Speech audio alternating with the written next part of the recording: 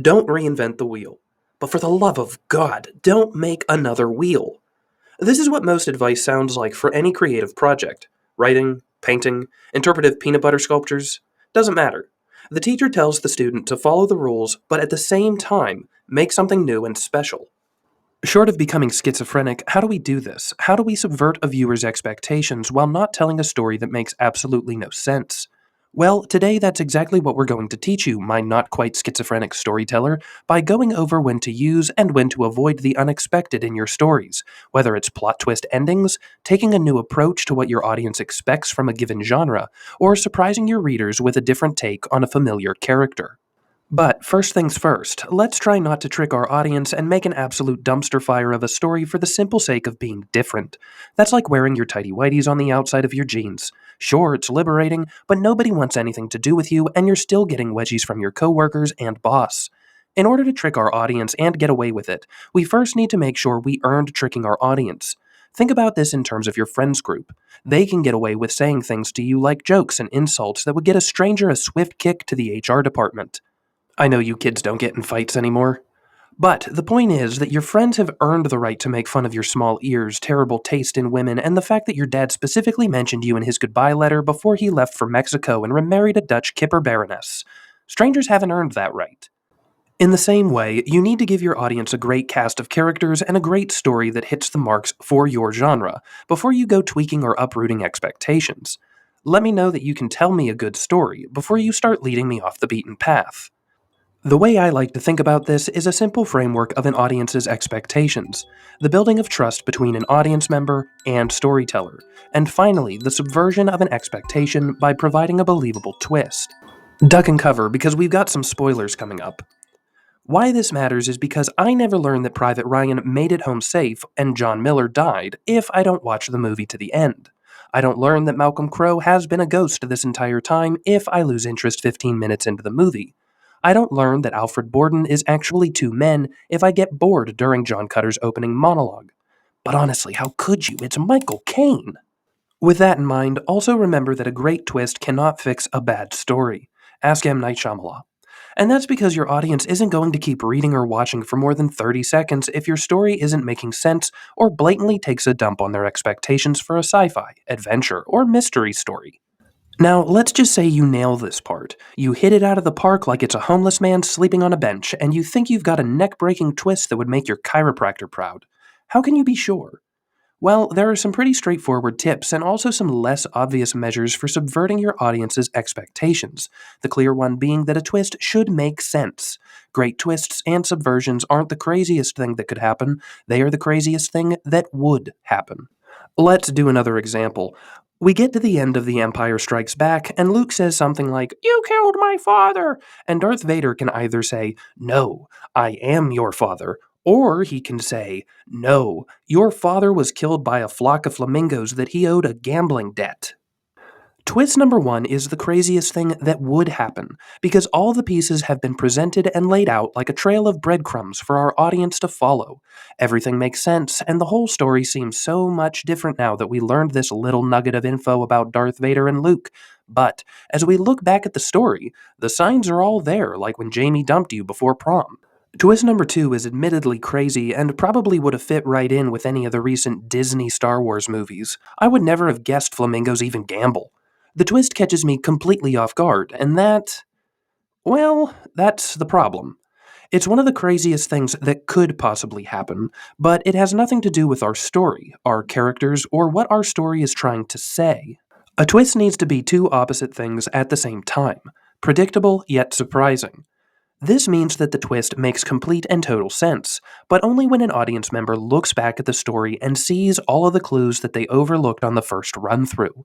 If they can't do this, you haven't written a plot twist. You've written a slap in the face. In order to not get an assault charge, I would recommend you ask yourself what point your plot twist serves. Does it change the story's resolution like it does in The Sixth Sense? I mean, obviously, Dr. Crow isn't going to be trying to fix his marriage anymore, right? But we, as the viewers, still get the catharsis of a great ending because, even though we find out he's dead, Malcolm still has a better love life than I do. Does the plot twist emphasize the theme of the story like it does in The Prestige, where we learn just how far Borden is willing to go to avoid spending time with his daughter?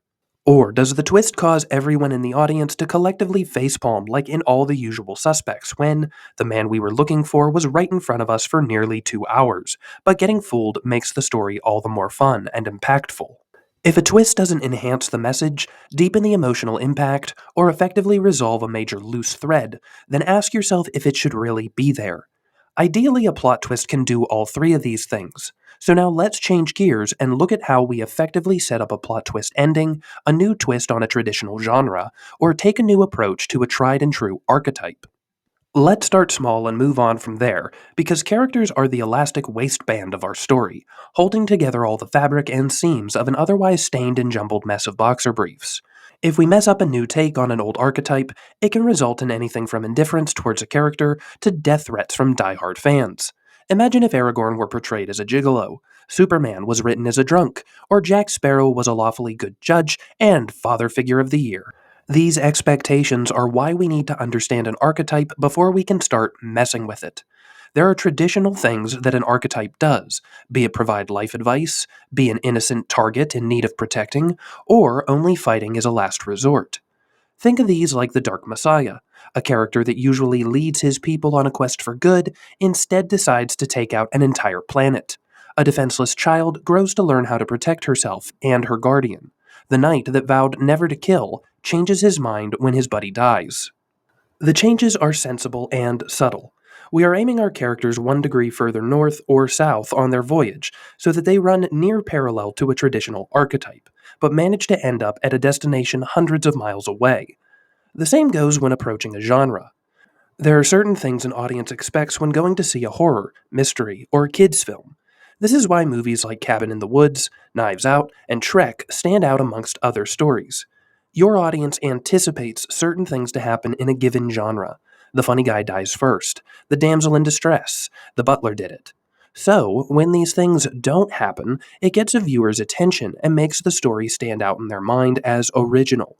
Again, what this means for you as the writer is that you need to know a genre well in order to know what your audience expects and then trick them. Oh no, Fiona is getting kidnapped by Robin Hood, and Robin Hood is a tool. Oh wait, Fiona is able to defend herself, not through cleverness or flirting, but by kicking the shit out of 10 men. Who killed Harlan? Will we ever find out? Will we? Oh, wait, it was Marta. Wait, that can't be right. We're only 30 minutes into the movie. There's a killer alien clown eating children. This movie is going to be terrifying and— Whoa, wait a minute. Why do I keep laughing? Why does it feel like I'm watching The Sandlot?